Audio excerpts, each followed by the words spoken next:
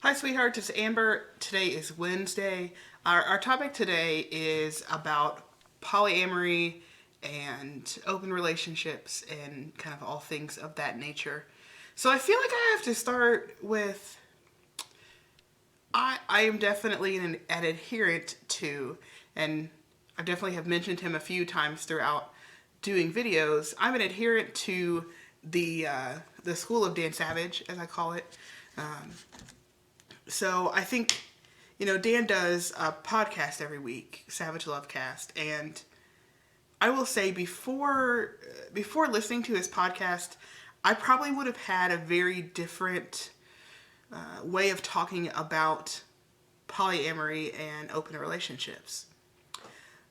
But I think in listening to him talk about the ways in which they can work and the ways in which they can be helpful to a relationship, I think my tone and the way that I'll talk about this will probably be a lot different than it would have been if you would have asked me maybe 3 or 4 years ago. So I want to start with definitions, or at least the definitions that I'm going to work under for the purposes of this video. First, in my book, polyamory and open relationships are two different things. To me, polyamory is people who have multiple relationships, compared to the way that I tend to look at an open relationship or a relationship that's monogamish, which would be one where one or both partners are allowed to go out and have extra relationship affairs without it being considered an affair. So, and I guess I think of open relationship encounters being ones that are not that are not emotional attachments, whereas in polyamory, I think of that as one person who is in a romantic relationship, both physically, emotionally, spiritually, with more than one person. So I think for Stefan and I, or at least I should speak for me only maybe,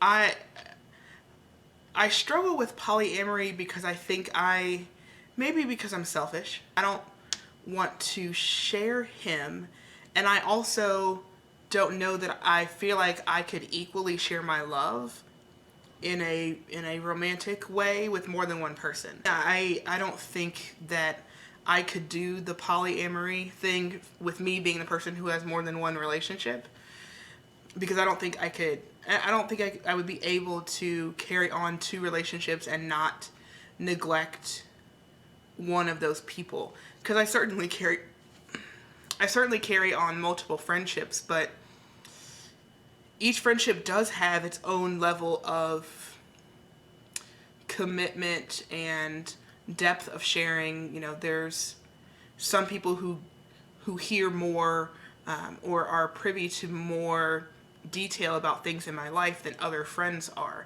So I think it would be really hard for me to be in a poly relationship. When it comes to open relationships or monogamish relationships, I feel like people are really too quick when the relationship is in kind of a weird rocky space to say, well, maybe you should open it up.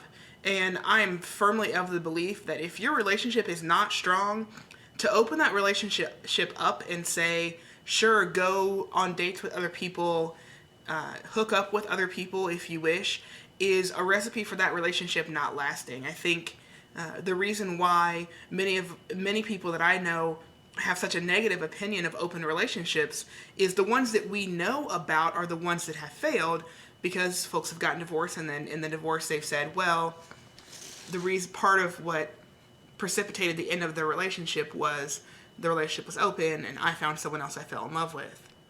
And so I think there has to be, I think the relationship has to actually be very, very strong in order for an open relationship to work. And I think there are a lot of situations where it can work. In the trans world, or especially where one partner, and this topic comes up pretty often in many of the partners groups that I'm in, where generally the cisgender female partner identifies as a lesbian and is really struggling with how to remain sexually compatible with their now male partner. And I think in those situations where the core of the relationship is really strong, but there are some struggles around remaining connected and or missing certain aspects of a sexual relationship with another female, that to be able to have an open relationship, only if the relationship otherwise is strong, can allow that partner to have that need met in a way that their now male partner can't. And I think not only that sort of trans piece, I think it also speaks to some of the reasons for which I think open relationships can be really helpful and important. Because often, we meet someone, we fall in love with them, and in the course of getting to know that person, you find out whether or not you are sexually compatible. And you may be sexually compatible, but your partner may have some sort of fetish or need that they want to have met in the bedroom that you just can't do. To give one example that I think is a pretty easy one to get, there are folks who really need to have who have a sexual need to be tied up and have some sort of S&M or dom sub play.